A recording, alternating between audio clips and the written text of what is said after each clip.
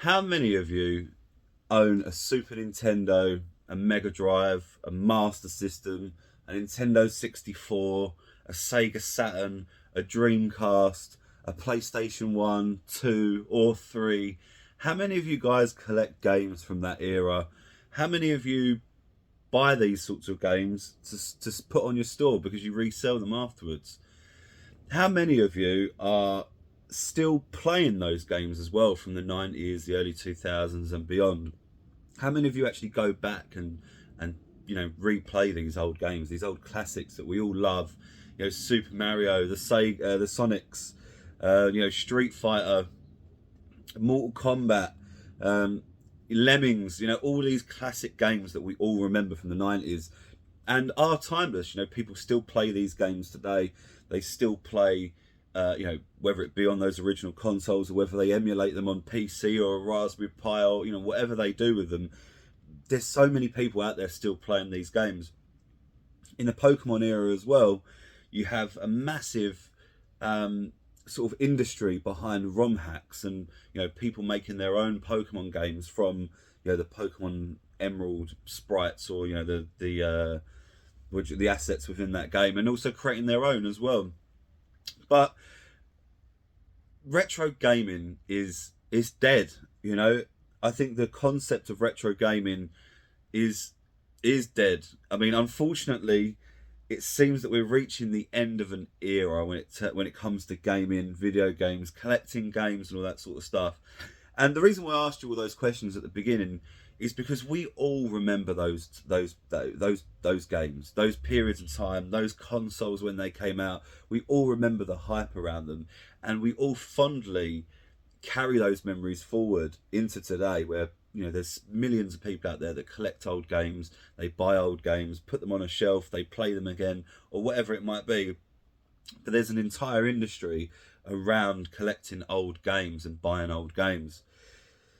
But we seem to hit a bit of a snag on this, and I think one thing that people really aren't realising, or at least aren't taking into account, that as the new era of consoles, the PlayStation 4s, the PlayStation 5s, and the Xboxes, if there's really any games on it, all those consoles will eventually reach the end of their shelf life. Now, usually when a console is sunsetted, those consoles end up on the secondary market. You go to boot sales, you find them on Facebook, eBay, all these other places, and people resell them to pay for the new console that's coming out. And there's good value in those consoles because younger kids like to play them. They're not really too interested in necessarily what's the biggest thing. And people like to play their old games, like to go back, play the old Final Fantasy on PlayStation 1 or or Siphon Filter or whatever it might be. But the issue with the current generation is that most of the games that come out now are, well, for want of a better phrase, they're broken. Games very rarely now come out in a finished state where you can just completely play through and there's absolutely no issues. We've reached the end of the era where games had to work upon release. If you had a game on the Super Nintendo, it had to work on release because there was no way to plug your Super Nintendo into the internet, download a patch to make the bug fixed, or to sort something out that wasn't intended in the game. So a game had to be shipped complete and working. Whereas nowadays we have these huge multi-billion-dollar corporations that only really answer to shareholders, and as a result they push these games out before the end of the financial year, before the end of the quarter, so that they can meet their quarterly targets and ultimately impress investors and stockholders. But the problem with that is that we've now got a period of games, at least especially over the last 5 or 10 years, that don't work on release. There's also a lot of games as well now, and there's been a huge push behind online gaming. These multiplayer games require a server for you to play on. And we've seen over the last couple of years especially, we've seen a whole range of games that have had their servers closed down, and people are no longer able to actually play those games. They're not able to access their microtransactions, and that's it. Kaput, all gone. All of that money, all of that time spent on that game has just completely been wiped off the face of the earth because a company like, you know, Ubisoft, Activision, whoever it might be, has closed down the servers for that game. If the game didn't work to begin with and you had to download a patch for it, when they close down the servers for the availability on that patch, how will you download the patch in the future? I mean, for those that do know about video gaming, how many people do you think will play the base, you know, the base game of Cyberpunk, how it shipped on release, you know, in 10 years' time? Who's going to go back and think, wow, do you know what, that Cyberpunk was actually a really good game? I'm going to go back and play it.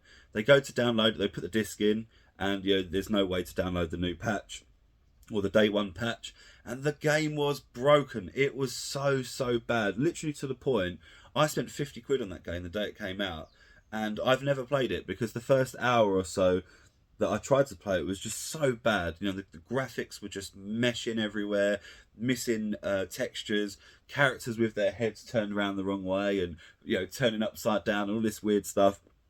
So you're not going to be able to play that game in 10 years. If they don't allow you to download the day 1 patch, the day 30 patch, the 1 year patch, the 2 year patch, there's going to be issues with these games. So what does this mean for the reselling space or for the collectibles, the game collecting market as a whole in the future? And do you know what? I don't actually think there's going to be a market for this stuff in the future. You know, for the reasons that I've mentioned, who is really going to want to play Cyberpunk in, you know, 10 years time or 20 years time when you can't download the patches? Who's going to want to play No Man's Sky when that game was empty upon release? You know, all of the promises that Sean Murray gave on that stage at those E3 shows, you know, 10 years ago, wherever it was, they were, well, they were overshot, weren't they? Let's be honest. It wasn't, don't know if it was necessarily a lie. I think he definitely intended to put all of this stuff in the game, and of course it has since come out like that. But the problem is that if No Man's Sky doesn't get a definitive edition at the end of its life, and it needs, you know, patches from the minute it came out, then you're never going to be able to play that game in its intended state in 20 years' time, because you're not going to be able to download those updates. So, does this spark the end of retro gaming as we know it? I mean, obviously, the Super Nintendo, you're always going to be able to play those games. You're always going to be able to go back and play anything from the past 20 years. Or, you know, the past 15 years before the last 5 years. How many of these games are, you know, are even going to be playable in 10 years' time? And what does this mean for the reselling market? You know, if you see a PS5 at a boot sale in 10 years' time, is it really going to be worth you even picking up? Is there even going to be a market for this stuff anymore? Because the games on there don't work. They need a patch to, you know, just to begin. And, you know, a lot of the games that people now want to play are multiplayer online games, which obviously have a shelf life, whether it be 5 years, 10 years, 1 year, a week like Concord. There is always going to be a shelf life on these games, and once that switch is turned off, you can no longer play it. Now, I expect games like Fortnite will probably be a franchise for a long time, right? It'll probably continue forward. But we've all seen how you can't play the original seasons of Fortnite, and that's kind of what it will be like, but for these single-player games as well. And I really worry about the future of video games in that sense. And, you know, the aggressive monetization strategies that these companies have used have actually kind of destroyed retro gaming for the future. And I think that this has been a goal of theirs for a very long time. Games companies, you know, people like Xbox have, I mean, if you remember when the last Xbox came out, not the most recent one, but the last one came out, do you remember there was that thing about how you can't take your games to a friend's house and share them because of the DRM protection? You know, that is kind of, they have been trying to do this for a very, very long time. You know, Sony did an advertising campaign about how you can just share your games, and, you know, you just give it to a friend and everything's fine. But believe you me, Sony also want this stuff as well. They don't want you reselling your games to CEX, and then, because they don't make any money out of that. If a game gets resold, they don't make any money out of that. And that was something that happened with PC as well. PC, you know, you had those serial numbers in the back of the game. You can only use the serial number once, and if you sold the game, they tried to put the serial number in, it wouldn't work. And then people obviously tried to download cracks and all that sort of stuff. But this is a huge problem within the gaming industry, the collecting industry, the reselling industry as well, as we try to look forward about what things we're actually going to be buying and selling in the future. And, you know, today, where you're walking around, you're picking up PlayStation 2 games, Nintendo DS games, maybe if you're lucky, some Super Nintendo, Mega Drive. But fast forward 20 years, none of this stuff is going to be, you're not really going to find any of this stuff at the boot sales anymore. Everybody's attics have been cleared out. No one's got an attic left anymore full of this old 90s gear. It's all being filled up with 2010 gear now, 2000, like 2010s, 2020 gear. There are all of these toys from that era, the consoles from that era. But are any of these things really going to work in the future? I really don't think they are. And I think we've got a real big wake-up call coming over the next few years. And the society is going to really change, not just in video games, but also with AI as well. And I think we're going to have to really, you know, pay attention on how AI is going to change things as well. Because I think we're about to hit a new era of just retail, you know, life in general. We are definitely hitting a new era with the whole AI and that sort of stuff coming in. But yeah, it's really tough to sort of see the future for collecting games and retro gaming in the future. And I do think retro gaming as a result is kind of dead as a result. Sorry about that. It cut off halfway through for some reason. But yeah, I do think retro gaming is dead as a result. I really don't see the kids of today, not even necessarily not wanting to, but they're not actually going to be able to go back and play these old games. Are they going to be able to play Fortnite in the way that they originally remembered it? No, of course they're not going to be able to do any of that. So, you know, retro gaming is dead, guys. I think for the future anyway. For the past, you might see the price on these games really start to go up as they kind of hit the museum grade.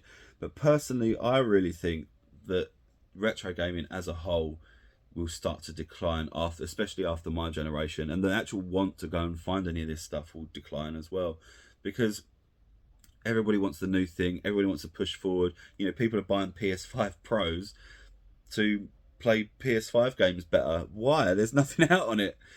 But yeah, I don't know. Let me know what you think in the comments though, guys. Subscribe if you're new here. Like it, share it. Check out the site. Don't be tight. But let me know, what do you think? Are you going to be able to pick up PlayStation 4 games, PlayStation 5 games in the future and be able to play them? Is there going to be something put in place by companies like Sony, Microsoft, you know, Ubisoft, Activision, that they're going to allow people to download these patches far into the future and still play these games? We've seen over the last few years, it's been evidenced that they don't really want to preserve games. They don't want you playing this old stuff. They want you to just keep buying new games.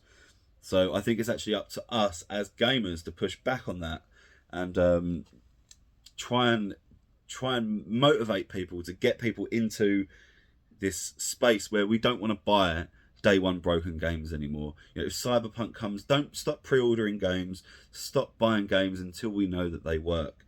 And if companies know that we won't pre-order anymore until the game works, then they won't release a game until it works. So there's definitely a lesson in all of this. But thanks for watching. We'll see you on the next one. Check out the site. Don't be tight. Subscribe, like, and all that.